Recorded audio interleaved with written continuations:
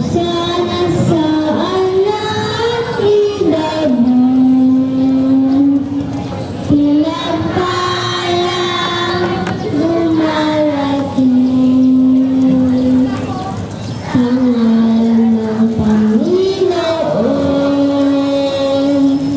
Hari ng Israel. Hosana sa kaitaasan,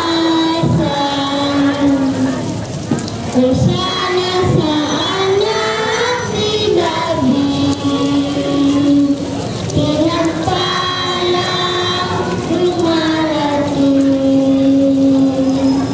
ang ngalan ng Panginoon,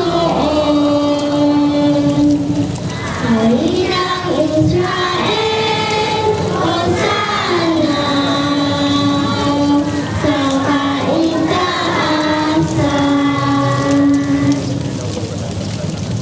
Mga kapatid, 5,000 na tayo naghahanda ng sarili para sa pagdiriwang ng Pasko ng pagpapakasakit at pagkabuhay ng Panginoon.